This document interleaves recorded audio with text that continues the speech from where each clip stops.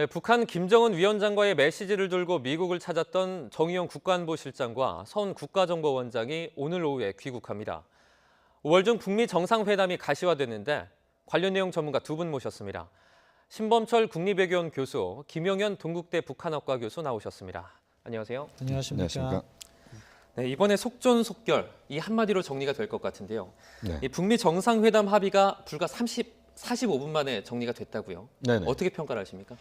이번 이제 북미 정상회담 합의는 그동안 숨가쁘게 달려온 지난 1월부터 현재까지의 이 과정 자체의 활용 정점이다 이렇게 봐야 될 것 같습니다. 네. 다시 말씀드리면 현재 어떤 남관계 또 한반도 정세, 북핵 문제를 풀어가는 데 있어서 가장 중요한 것은 북미 간의 접촉으로 우리가 판단을 했는데 그것의 어떤 최대치가 상당히 빠른 속도로 마련됐다. 네. 그래서 오히려 이제는 실무적인 접촉과 그 다음에 최고 지도자 간의 만남 이렇게 우리가 상정을 대처를 했는데 네. 역으로 최고 지도자들 간의 만남이 우선적으로 이루어지면서 실무적인 부분이 그것을 보좌하는 이런 쪽으로 정리가 됐다. 이 부분을 주목을 해야 될 것 같고요. 네.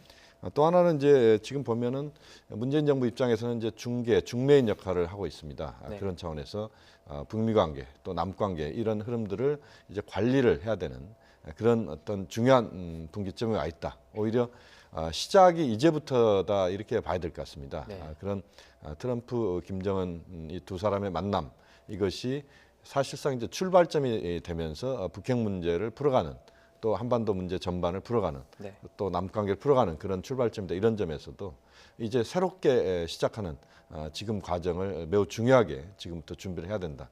이 부분 매우 중요하다고 봅니다. 네. 뭐 새롭게 출발한다, 이제 시작이다 이렇게 말씀을 해주셨는데요. 네. 그 신범철 교수님께서는 어떻게 평가하십니까? 예, 뭐 말씀하신 부분에 대부분 동의합니다. 정말 이제 우리가 분위기를 잘 조성해서 대화를 갖도록 세팅은 다 해놨습니다. 이제 중요한 건 그 콘텐츠를 어떻게 채우는데 네. 그 부분에 있어서 뭐 우리가 생각하는 비핵화와 북한이 생각할 수 있는 비핵화가 과거에 달랐는데 이것을 어떻게 조율해서 합의를 남북 간에 또 북미 간에 이렇게 만들어낼 수 있을 것인가 그 부분이 가장 중요한 가지고 그 과정에서는 많은 도전 요인이 있다고 생각하는데 네. 그것을 하나씩 잘 극복해내야 된다 이렇게 생각합니다. 네, 이제 본격적인 의제나 장소는 앞으로 협의를 해서 결정을 해야 할 텐데요. 이제 그 북한 김정은 위원장의 여동생이죠. 이 김여정 제1부부장이 이 대미 특사로 파견될 가능성도 언급이 되고 있습니다. 이 부분에 대해서는 어떻게 생각하십니까? 예, 뭐 외신에서 그런 이야기를 했는데 지금 미국 이야기를 들어보면은 정상회담을 한다. 그 전에 예비회담이라고 했습니다. 그런 네. 것을 뭐 가질 수 있다 이렇게 네. 이야기를 했기 때문에 네. 그러한 예비회담 차원에서 추가적으로 특사를 파견할 가능성은 있다. 그 대상이 누가 될 것인가는 전적으로 뭐 북한에 달려 있는데 네. 북한의 선전선동이 이렇게 강하다는 측면에서 다시 한번 김여정 카드를 사용할 가능성도 배제할 수 없다고 생각하고요. 네. 중요한 것은 이제 특사 간다고 할 경우에는 네. 구체적인 컨텐츠를 미국이 이제 질의를 할 겁니다. 그 네. 부분에 있어서 과연 너희들이 이야기한 비핵화는 무엇이냐? 이 부분을 어떻게 풀어나갈 것인가? 이제 우리는 또 남북관계 차원에서 그 부분에 있어서 우리가 생각하는 비핵화 부분을 계속해서 네. 잘 설득해야 되는 과제가 남아 있다. 그렇게 말씀드릴 수 있겠습니다. 네. 이 가장 중요하고 또 궁금한 점이죠. 그럼 5월에 북미 정상회담이 말씀하신 것처럼 어디서 열릴 것인가? 먼저 외신은 다양한 경우의 수를 내놨는데요. 그래픽 함께 보시죠. 네, 먼저 AP통신은 판문점이나 이 스웨덴, 베이징이나 공해상 선박에서 만날 가능성이 있다고 말을 했습니다. 이 공해상 선박이라는 것은 뭐 안보나 이런 부분 때문에 거론이 된 것 같은데요. 그리고 또 가장 확실한 장소는 판문점 평화의 집이라는 얘기도 나왔습니다. 이 부분은 이 김정은 위원장의 뭐 안보나 이런 내용이 관련이 된 것 같습니다. 어떻게 보십니까? 지금 이제 가장 어디서 만날 것인가라고 하는 부분에 가장 우선순위가 어디일까 네. 이야기인데요. 판문점 평화의 집 가능성도 상당히 있다고 봅니다. 판문점이 그동안 분단과 갈등, 한반도의 군사 긴장의 공간에서 평화와 대화, 그야말로 이제는 평화의 새로운 시대로 전환하는 그런 과정에 중요한 어떤 공간으로서의 의미가 또 변할 수 있는 곳이고 네. 그런 차원에서의 판문점은 국제적으로 매우 상징적인 곳이다 이렇게 볼 수도 있습니다. 네. 또 북한이나 미국 입장에서 어떻게 보면 좀 중립적 장소다 이렇게 판단할 수도 있을 것 같은데요. 네. 그렇지만 이제 트럼프 대통령 입장에서는 평양을 직접 들어가면서 그야말로 전 세계 언론의 주목을 받으면서 평양에서 김정은 위원장과 담판한다. 이런 어떻게 보면 약간 승부사적 기질이 있는 그런 트럼프 대통령 입장에서는 네. 평양을 선호할 가능성이 저는 좀 더 높다 이렇게 판단이 됩니다. 네. 물론 이제 또 역으로 김정은 위원장을 워싱턴으로 부를 가능성도 있지만 네. 현재로서는 이제 평양 가능성도 있다고 보고 네. 또 다른 중립적 장소로서는 이제 그 제주도 같은 경우도 나쁘지 않다라고 봅니다. 다만 이제 뭐 스웨덴이나 스위스 뭐 이런 부분들은 네. 물론 가능성이 뭐 없다고 볼 수는 없습니다만 네. 그렇게 될 경우에 그 이번 세계적 회담의 어떤 그런 의미를 좀 탈색시키는 부분들도 있습니다. 네. 왜냐하면 정확하게 평양에서 또는 워싱턴에서 또는 한반도에서 하는 그런 회담이 의미도 있고 또 정확하게 한반도의 어떤 상황들을 관리하면서 문제를 풀어간다. 이런 점에서는 제가 볼 때는 한반도 내에서 하는 것이 좀 더 바람직하다. 네. 이렇게 전망이 됩니다. 네. 이 트럼프 대통령이 승부사적 그 기지를 발휘해서 오히려 이 판문점 쪽으로 올 수도 있다. 이렇게 네. 말씀을 해주셨는데 그 교수께서는 어떻게 생각하십니까? 장소 관련해서 어디가 좀 가능성이 있을 것 같으십니까? 예, 뭐 지금 이야기 나오는 건 다 의미가 있습니다. 네. 그 공해상의 선박에서 한다는 것은 서로 적대국인 국가에서 네. 협상을 할 때 어떻게 보면 선박에서 한 경우가 있습니다. 그러니까 일본이 사실 2차 세계대전 항복하는 문서도 미국 군함함에서 했었죠. 전례가 그런 있군요. 그런 전례가 있기 때문에 그런 이야기가 나오는데 그 정도 상황은 아닌 것 같아요.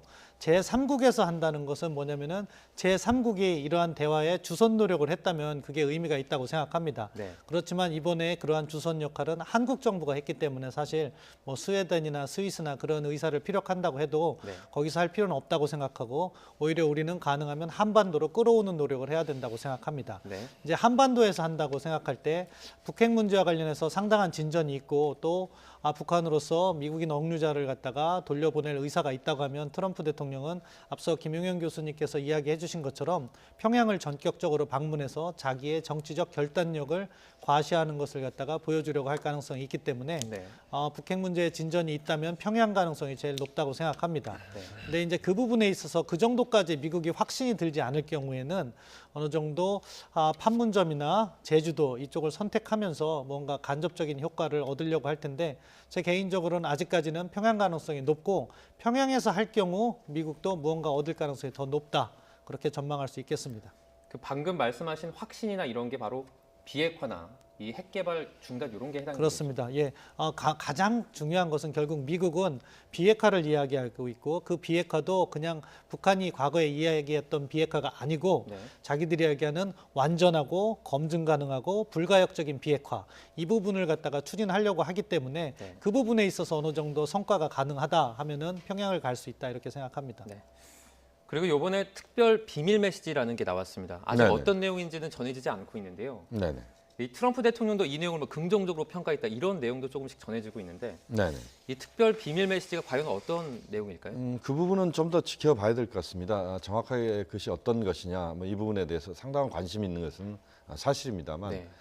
그것이 이제 어떤 것이냐라고 하는 것은 뭐 아직 알려져 있지 않고요. 또 전반적으로 아마 시간이 좀 꽤 지나야 그런 이야기가 나올 것 같은데, 네. 우선 우리가 생각해 볼 수 있는 것은 이제 지금 북한에 억류되어 있는 미국인 인질이 3명이 있습니다. 네. 억류자들이 3명이 있는데 네. 이 3명을 데리고 오는 문제 같은 경우는 지금 이제 민감한 부분이기 때문에 비공식적으로 그렇게 이야기했을 가능성도 있다 이렇게 봐야 될 것 같고요. 네.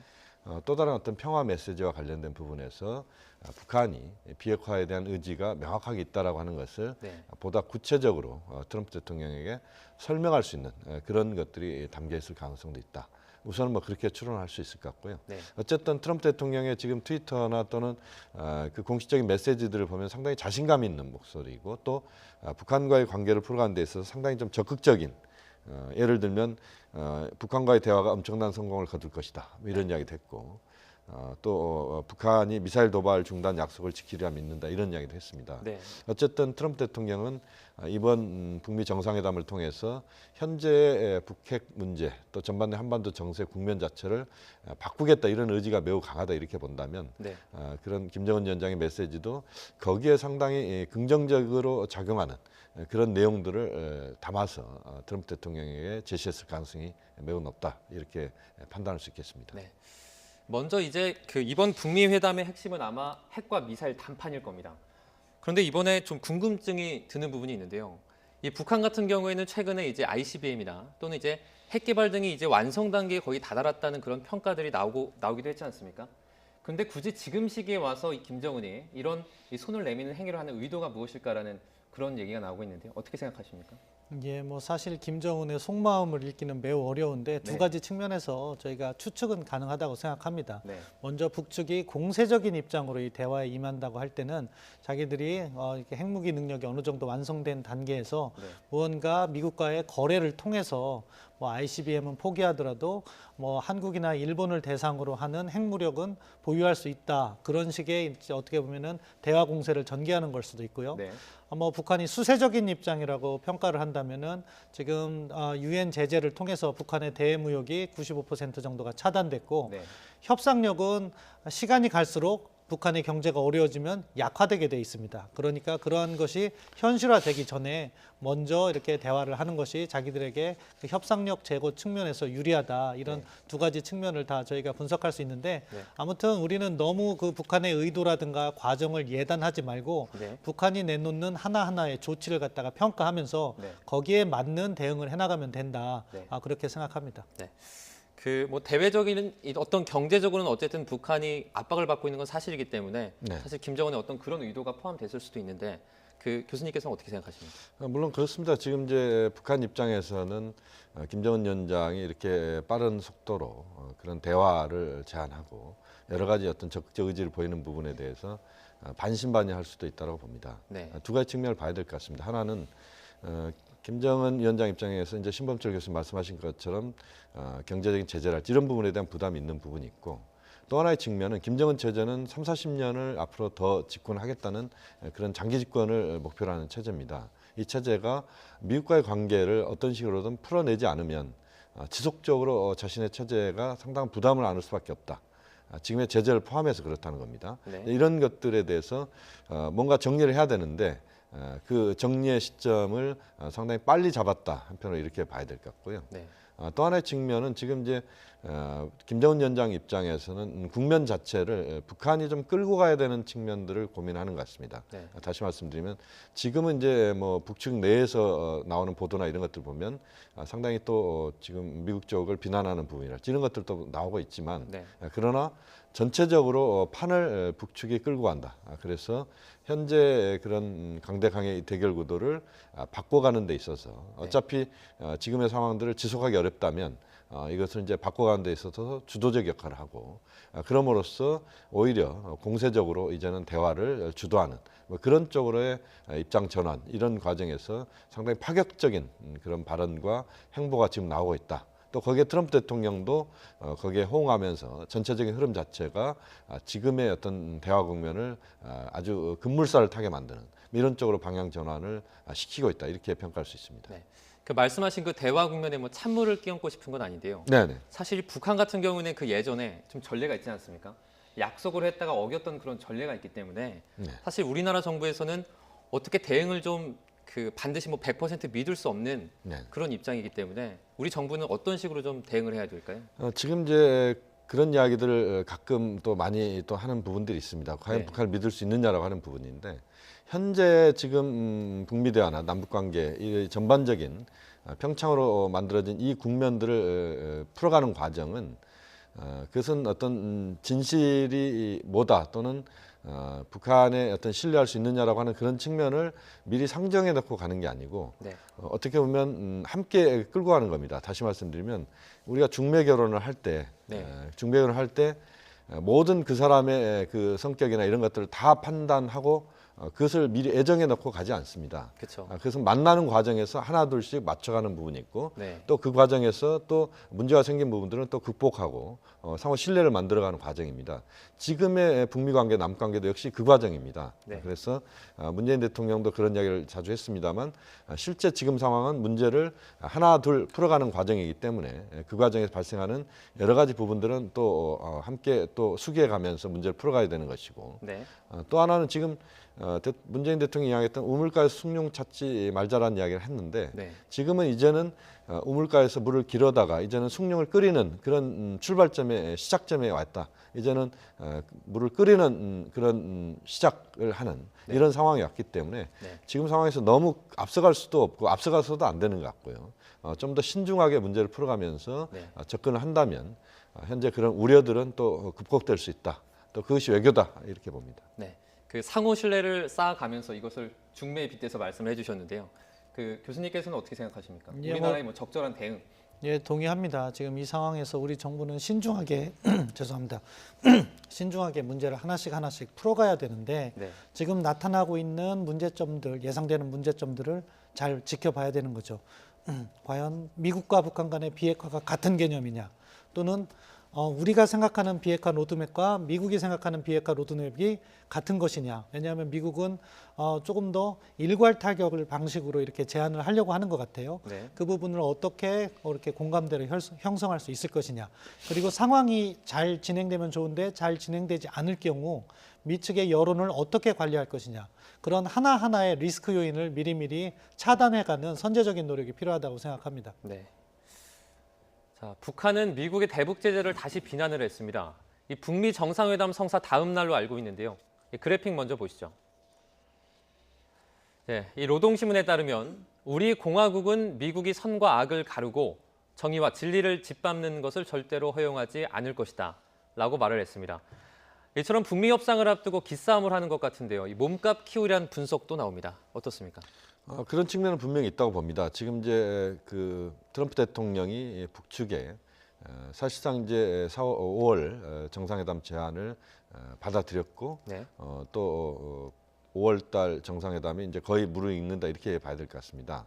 그런 상황이지만 북한 입장에서는 일단은 현재 어떤 전반적인 국면들이 최종 정리되기 전까지는 네, 최대한 자신들의 입장을 강하게 표현할 것이다. 그래서 어떻게 보면 협상 전술이라고 봐야 될 것 같습니다. 그래서 역시 북측 입장에서는 삿바싸움, 기싸움을 최대한 하면서 미국 쪽에 밀리지 않는다. 네, 미국에 끌려가는 정상회담이 아니고 김정은 위원장이 트럼프 대통령을 끌고 가는 정상회담을 하고 싶다. 그렇게 하겠다. 네. 이런 차원에서 상당히 강하게 막판에 지금 몰아붙이는 이런 모습이다 이렇게 봐야 될 것 같고요. 네, 이것은 이제 제가 볼 때는 정점이라고 봅니다. 이 정점은 곧 대화 쪽으로 갈 수 있는 부분에 있어서 네. 마지막 어떻게 보면 우리가 흔히 벼랑끝 저술이라는 표현도 씁니다만 네. 그러나 북한이 이렇게 표현하는 부분들은 또 다른 측면에서 보면 조선신보 같은 경우는 또 북미 대화와 관련된 부분을 이야기를 하고 있거든요. 그 조총련 기관지입니다. 네. 일본에 있는 조총련 기관지 조선신보가 네. 북측의 입장을 상당 부분 이제 반영해서 이야기를 하는데 네. 거기에는 또 긍정적인 표현도 들어 있습니다. 그렇기 때문에 북한이 지금의 국면 자체를 자신들이 끌고 가는 이런 과정으로 생각하면서 네. 저런 표현들이 나오고 있다 이렇게 정리할 수 있겠습니다. 지금 정작 북한 내부는 조용하다고 합니다. 이 북한 같은 경우에 먼저 북미 대화를 제안을 했음에도 불구하고 이 나라 내에서는 그걸 공표하지 않았다는 얘기인데요. 어떤 의도가 있을까요? 지금 북한도 그 전망을 불투명하게 생각하고 있다고 생각합니다. 네. 그 과정에서 어떤 성과가 나올 것이 확신이 드는 순간 대화 이야기를 하고 정세 변화 이야기를 할 건데 그때까지는 김효영 교수님 말씀하신 대로 네. 조용한 기조를 유지하면서 자신들의 입장에서 변화된 모습을 보이지 않을 겁니다. 강력한 이야기를 계속하겠죠. 그러다가 어느 순간 여건이 조성돼서 서로 합의가 이루어진다면 대대적으로 선전하고 네. 만약에 그러한 합의가 이루어지지 못한다면 미국을 또 이렇게 비난하는 그러한 행태로 이렇게 전개될 가능성이 높다고 생각하는데요. 네. 앞서 말씀드린 것처럼 지금 상황은 어떻게 보면은 한 치의 앞도 내다볼 수 없는 좀 불확실한 상황이다.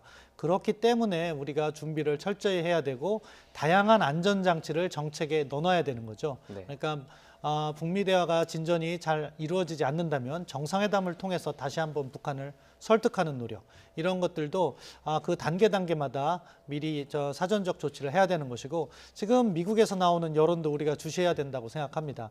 트럼프 대통령이 정상회담을 너무 쉽게 받았다는 우려를 제기하고 있는 거예요. 네. 그럼 만약에 이런 정상회담이 잘 가서 비핵화로 성과가 이루어진다면 우리 정부에 대한 높은 평가가 되겠지만 만약에 그것이 잘 이루어지지 않는다면 한국 정부의 주선 책임이 나올 수도 있는 우려도 있다. 따라서 네. 우리 정부가 북한의 비핵화에 대해서 어떻게 설득을 했고 그 과정에서 진정성을 어떻게 유도하기 위해서 노력하고 있다는 점을 우리 국내에 그리고 미국 언론이나 조야에 잘 설명해야 된다고 생각합니다. 일단 김정은 위원장이 이렇게 파격 제안을 해서 일단은 가시적으로 어느 정도 성사가 되지 않았습니까? 네네. 그 내부 안에서 이렇게 말하지 않는 것, 김효영 교수께서는 어떻게 생각하십니까? 일단은 뭐 지금 이제 북측 입장에서는 전체적인 정리를 좀 하고 있다 이렇게 봐야 될 것 같습니다. 네. 이제 숨가쁘게 달려왔다 이렇게 봐야 되는데 어쨌든 이제 호흡 조절을 하면서 전반적인 상황들을 체크하고 있다. 네. 그러니까 대북 특사가 북한을 방문했고 미국을 우리 대미 특사단이 지금 같은 일행이 또 미국을 방문하고 네. 그 과정에서 트럼프 대통령의 다양한 그런 긍정적 입장이 나왔고 네. 또 그럼에도 이제 미국 내 여러 가지 또 부정적 여론도 있고 네. 이런 것들을 전체적으로 판을 보면서 북한이 이제 공식적인 그 대답을 할 것이다 이렇게 보는데요. 네. 어쨌든 김정은 위원장도 상당히 지금 국면, 지난 1월 달부터 펼쳐지고 있는 이 국면에서 승부사적인 그런 그런 느낌을 저는 받고 있는데 좀 더 이 상황 자체를 적극적으로 자신이 풀어가려고 하는 그런 의지는 분명한 것 같습니다. 네. 그런 측면에서 본다면 북한의 입장 표명이 곧 나올 거라고 보고 네. 그러면서도 어쨌든 북한도 전체적으로 이 미국에 끌려가지 않는 회담 뭐 이렇게 좀 정리하면서 상당한 신중을 기하는 그런 모습도 지금 보인다 이렇게 평가할 수 있습니다. 그 북미 회담 계속해서 말씀을 좀 드리면요. 이 뉴욕 네. 타임스에 따르면 이번에 트럼프 행정부가 주최를 하는 이 북미 대화가 실제 열릴 가능성이 이 절반 이하다라는 이런 평가를 했습니다. 그러면 실제 뭐 북미 대화가 이루어지지 않을 수도 있다는 그런 언론 보도로 보이는데요. 그건 어떻게 생각하십니까? 물론 이제 그 가능성도 뭐 분명히 있다고 봅니다. 이제 지금 현재 큰 틀에서의 합의가 이루어진 것이고 네. 그런 뭐 여러 가지 우려 사항들이 있습니다. 그렇지만 이제 우리가 또 주목해서 봐야 될 부분은 북한의 비핵화 의지가 명확하게 지금 전달이 된 건 사실입니다. 네. 물론 비핵화 의지가 실제 북한이 그것을 앞으로 할 것이냐, 그러니까 신뢰할 수 있느냐라고 하는 부분을 이야기합니다만 그렇게 따지다 보면 사실상 아무것도 할 게 없습니다. 왜냐하면 북한이 그런 의지를 보였고 네. 또 북한이 적극적으로 예를 들어서 핵 모라토리엄 관련된 부분, 예를 들어 핵실험하지 않겠다. 또 대륙간 탄도미사일 개발 일단 또 실험하지 않겠다. 이런 이야기를 꺼낸 상황에서 이것은 이제 미국 쪽에 공을 던진 거거든요. 그렇게 보면 이 국면을 어떻게든 활용하는 것은 트럼프 대통령으로서 매우 중요한 것이죠. 네. 문재인 대통령도 마찬가지입니다. 어떻게 보면 이것은 그야말로 엄청나게 많은 기회들을 우리가 놓쳤습니다만 네.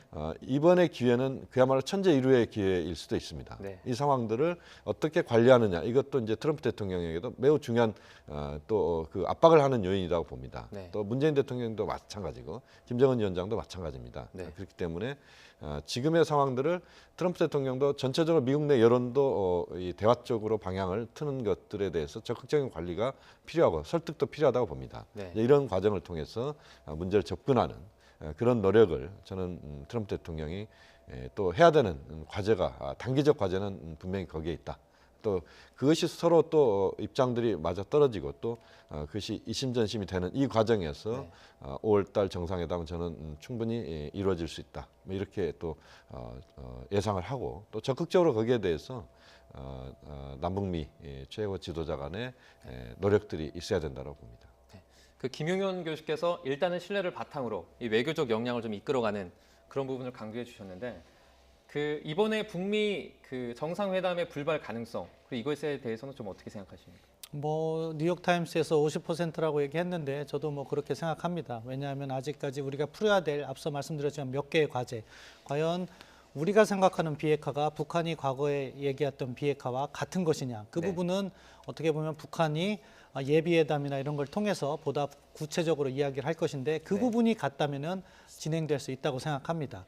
그리고 또 이제 우리가 생각하는 비핵화 단계와 미국이 생각하는 비핵화 단계, 이게 두 번째 과제라고 생각하는데요. 네. 우리는 동결 입구 비핵화 출구를 이야기하고 있는데 미국 같은 경우에는 보다 일괄 타결 방식을 강조하는 것 같아요. 네. 완전하고 검증 가능하고 그 불가역적인 비핵화를 한 번에 트럼프 대통령이 김정은 위원장과 어떻게 보면 빅딜을 하겠다. 네. 그런 생각이 있기 때문에 그 부분에 있어서 의견 조율이 필요한 부분이 있고요. 네. 그런 것들이 잘 조율된다면 저는 정상회담이 잘 이루어지고 한반도의 근본적인 평화와 안정을 위해서 커다란 진전이 이루어질 수 있다고 생각합니다. 그리고 만약에 그 과정이 관리가 안 된다면은 또 새 출발을 해야 되는데 좀 여유를 갖고 하면은 뭐 그 과정도 의미는 있다고 생각하니까 네. 우리가 보다 적극적인 자세로 보다 먼 시각하에서 이 문제를 접근하면 된다 그렇게 생각합니다. 이 가시화된 북미 정상회담에 이어서 이제 남북 정상회담도 이제 성사 가능성이 계속 열리고 있는데 그 실제 이산가족 상봉 등도 얘기가 나오고 있습니다. 그 가능성 어떻게 보십니까?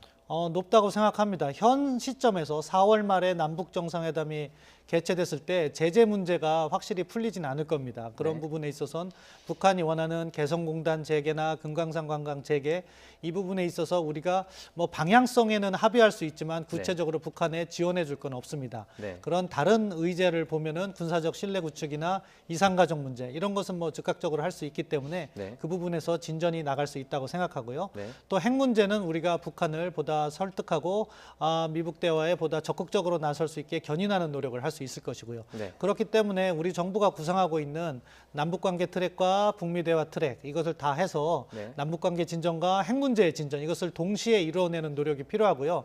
이 과정에서 아직 끝날 때까지는 끝난 것이 아니다. 이런 자세를 가지고 방심하지 말고 이슈 하나하나를 모두 다 섬세하게 관리하는 그러한 노력이 필요하다고 생각합니다. 네.